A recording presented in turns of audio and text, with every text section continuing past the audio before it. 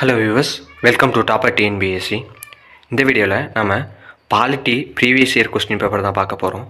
வாங்க இந்த வீடியோக்குள்ளே போகலாம். முதல் கொஸ்டின், பிரதம மந்திரி தலைவராக எதற்கு இருக்கிறார்னு கேட்டிருக்காங்க. நிதி ஆணையம், தேசிய திட்டக்குழு, கேபினட் செயலாளர் அலுவலகம். இதில் ஒன்லி இரண்டு மட்டும் இதுதான் சரியான விடை. இப்போ நிதி ஆணையத்துக்கு தலைவர் யார் அப்படிங்கிறத கமெண்ட் செக்ஷனில் சொல்லுங்கள், ஏன்னா அது கரண்ட் அஃபேர்ஸ். அடுத்து, கீழ்கண்டவர்களில் இந்திய உள்ளாட்சி அரசாங்க அமைப்பை கொண்டு வந்தவர் யார்? ரிப்பன் பிரபு. இவர் தான் இந்திய உள்ளாட்சி அரசாங்கத்தின் தந்தை அப்படின்னு அழைக்கப்படுறாரு. இந்திய அரசியலமைப்பில் திருத்தம் கொண்டு வர எந்த விதி பயன்படுத்தப்படுகிறது? விதி 368. அடுத்து, ஆகஸ்ட் 17 முதல் 19 2016 பிரிக்ஸ் ஸ்மார்ட் சிட்டி மாநாடு நடைபெற்ற இடம் ஜெய்ப்பூர். அடுத்தது, மாநில சட்டமன்றத்தை பற்றி எந்த விதியானது குறிப்பிடுகிறது? 169வது விதி. அடுத்தது, எவ்வகை மசோதா இந்திய பாராளுமன்றத்தின் இரு அவைகளிலும் தனித்தனியே சிறப்பு பெரும்பான்மையில் நிறைவேற்றப்பட வேண்டும்? என்னென்னு பார்த்தோம்னா, அரசியலமைப்பு சட்ட திருத்த மசோதா. 13வது இந்திய விவசாய அறிவியல் கூட்டம் நடைபெற்ற இடம் இது பெங்களூரு. இது ஒரு கரண்ட் அஃபேர்ஸ் கொஸ்டின். இதையே கரண்ட் அஃபேர்ஸில் இந்திய விவசாய அறிவியல் கூட்டம் இப்போ தற்போது எந்த இயரில் நடைபெற்றுச்சு, அது எத்தனாவது அப்படிங்கிறத பார்த்து வச்சுக்கோங்க. அடுத்து, இந்திய தேர்தல் ஆணையத்தின் எத்தனை தேர்தல் ஆணையர்கள் உள்ளன? 3 தேர்தல் ஆணையர்கள் உள்ளன. இது 1993 தான் மாற்றியிருப்பாங்க. அடுத்தது,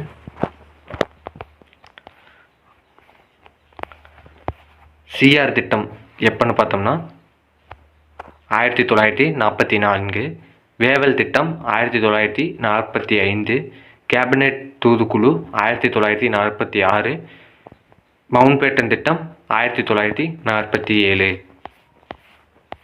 அடுத்தது, முதல் மொழிவாரி மாநிலம் எது அப்படின்னு கேட்டிருக்காங்க. இது ஆந்திராவை தான் முதல்ல பிரிச்சிருப்பாங்க 1953. அடுத்து, மாநிலங்களில் இரட்டை ஆட்சி முறையை அறிமுகப்படுத்திய சட்டம் இந்திய அரசு சட்டம் 1919. இது என்னன்னு சொல்லுவாங்கன்ட்டு கமெண்ட் செக்ஷனில் சொல்லுங்கள். அதாவது மாண்டேகு-செம்ஸ்போர்ட்னு சொல்லுவாங்க.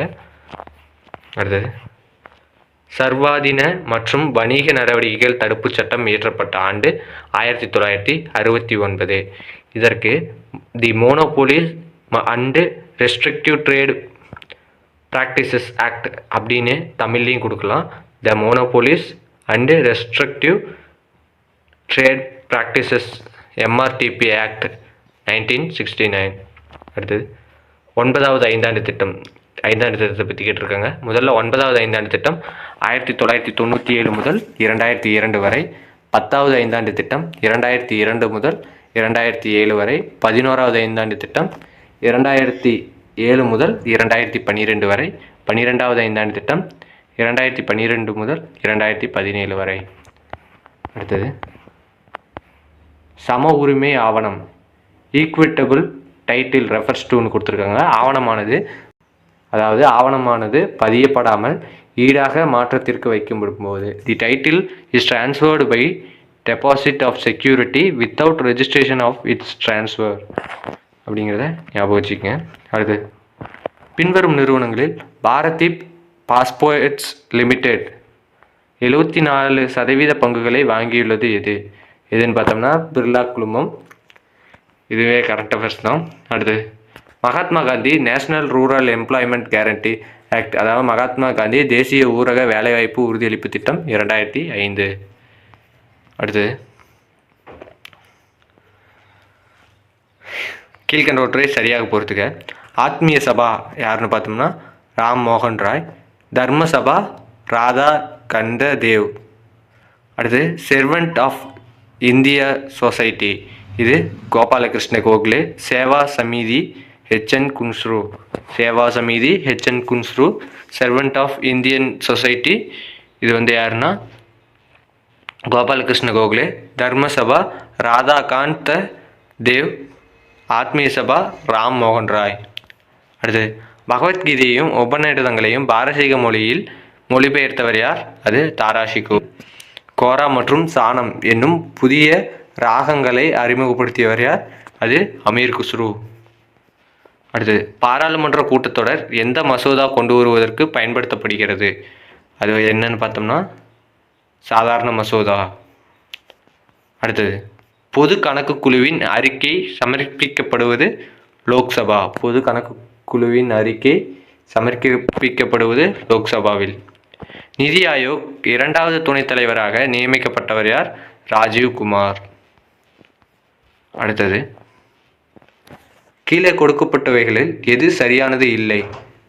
பகுதி 9A நகராட்சி பற்றி குறிப்பிடுகையில் அப்படின்னு பார்த்தோம்னா ஆப்ஷன் பி, நகராட்சிக்கென்று தனியொரு நிதி ஆணையம் உருவாக்குவதற்கு அப்படிங்கிறது தான் சரியில்லை. இதை ஞாபகம் வச்சுங்க. அடுத்தது, இந்திய அரசியலமைப்பின் 11வது பகுதி எதை பற்றி குறிப்பிடுகிறது அப்படின்னு பார்த்தோம்னா மத்திய மாநில உறவுகள், சென்ட்ரல் ஸ்டேட் ரிலேஷன்ஸ். இது வந்து அட்டவணை சொல்லலை, பகுதியை தான் சொல்கிறாங்க, அதை ஞாபகம் வச்சுங்க.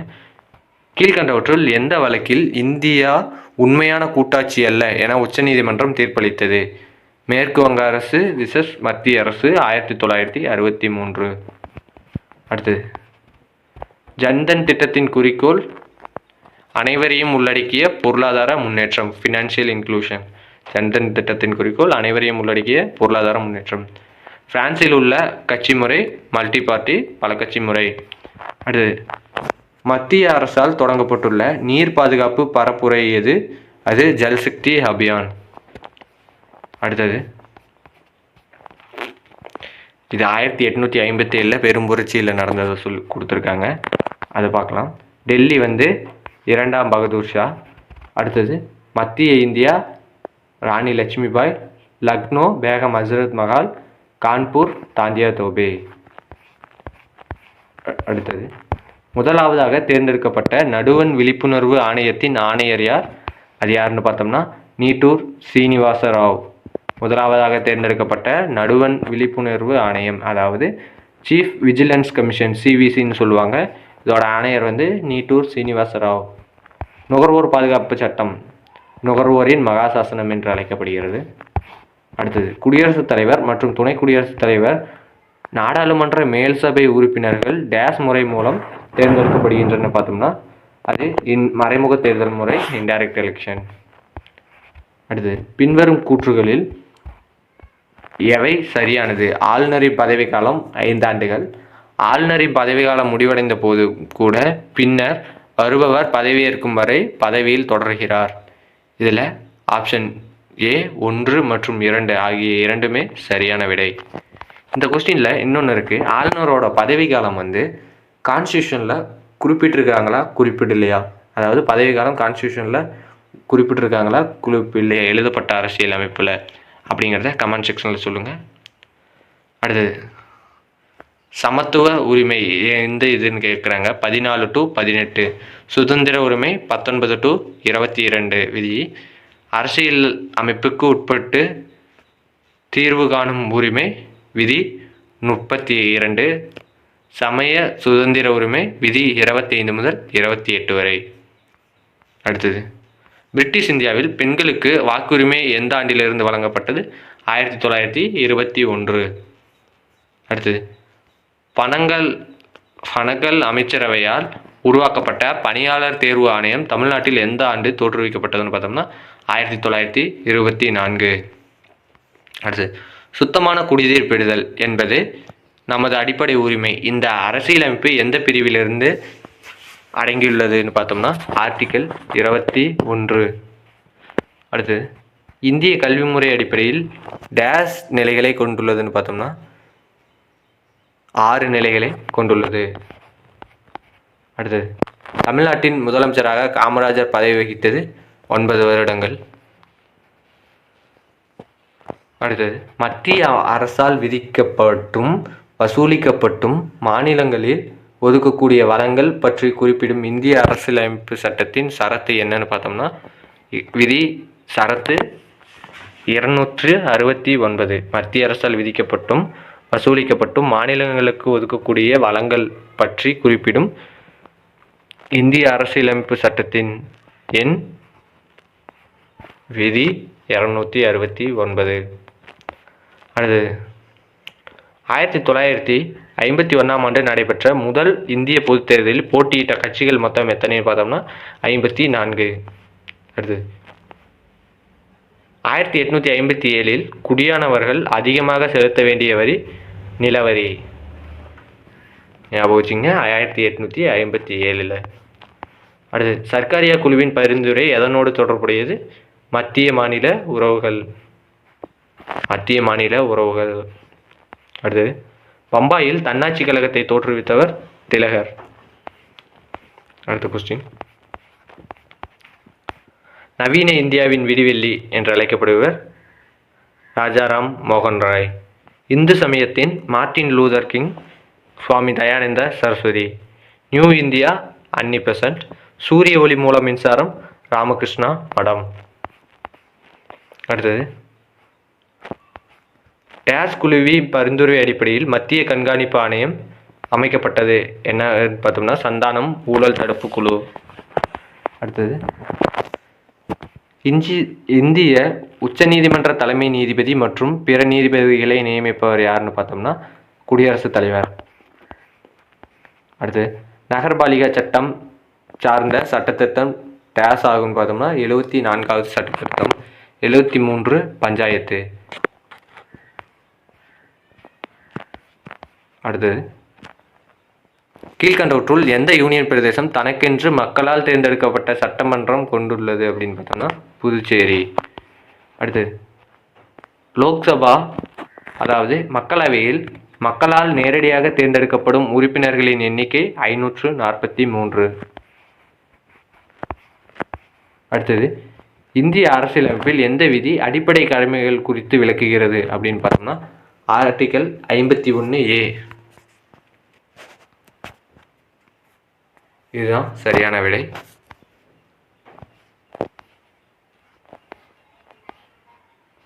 ஆயிரத்தி 1978 44வது அரசியலமைப்பு சட்டத்திருத்தத்தின்படி அடிப்படை உரிமையிலிருந்து நீக்கப்பட்ட உரிமை சொத்துரிமை. ஞாபகம் வச்சுங்க, சொத்துரிமை, ரைட் டு ப்ராப்பர்ட்டி. அடுத்தது தகவல் அறியும் உரிமை சட்டம் பாராளுமன்றத்தில் நிறைவேற்றப்பட்ட நாள். இந்த வீடியோவில் ஒரு தப்பு இருக்குது. அதாவது இந்த கொஸ்டின் பேப்பரில் அது என்னென்னு பார்த்தோம்னா தகவல் அறியும் உரிமை சட்டம் பாராளுமன்றத்தில் நிறைவேற்றப்பட்ட நாள் 12 மே 2005. இதுவே அதை குடியரசுத் தலைவர் ஒப்புதல் 15 ஜூன் 2005 கொடுத்துருப்பாங்க. இது சட்டம் நடைமுறைக்கு வந்த நாள் எப்போன்னு பார்த்தோம்னா 12 அக்டோபர் 2005. இந்த 3 டேட்டையும் ஞாபகம் வச்சுக்கோங்க. அதனால தான் இக்கேள்வி மற்றும் விடை இறுதி முடிவிற்காக வல்லுநர் குழுவின் முன் சமர்ப்பிக்கப்பட்டுள்ளதுன்னு கொடுத்துருக்காங்க. இது எப்பயோ கொடுத்த கொஸ்டின், அதனால தான். அடுத்தது அரசியல் நிர்ணய சபையின் முதல் கூட்டம் 9 டிசம்பர் 1946. இதுதான் சரியான விடை. அப்போ நான் 1க்கு 4ன்னு இருக்கிறப்ப இது இந்த ஆப்ஷன் ஏ பார்த்தோம்னா வரைவுக்குழு உருவாக்கப்பட்ட தேதி அப்படின்னு கொடுத்துருக்காங்க 29 ஆகஸ்ட் 1947. மாநிலங்களவையின் முதல் கூட்டத்தொடர் அப்படின்னு கொடுத்துருக்காங்க, அது 13 மே 1952. குடியரசு தினம் 4 ஏப்ரல் 1947 கொடுத்துருக்காங்க. அந்த குடியரசு தினம் மட்டும் தவறு. குடியரசு தினம் எப்போ நீங்களே யோசிச்சு வச்சுங்க. அதாவது ஜனவரி 26 வரணும் குடியரசு தினம். இதுதான் இதில் தவறாக கொடுத்துருக்காங்க. ஃபர்ஸ்ட் ஆப்ஷன் மட்டும் பார்த்துட்டு ஏதாவது ஒன்று கரெக்டாக போட்டுருங்க. இதோட இந்த வீடியோ முடியுது. இந்த வீடியோ பிடிச்சிருந்தா லைக் பண்ணுங்கள், ஷேர் பண்ணுங்கள், சப்ஸ்கிரைப் பண்ணுங்கள். முக்கியமாக என்ன தப்பு பண்ணியிருக்கேன் அப்படிங்கிறத கமெண்ட் செக்ஷனில் சொல்லுங்கள். நன்றி.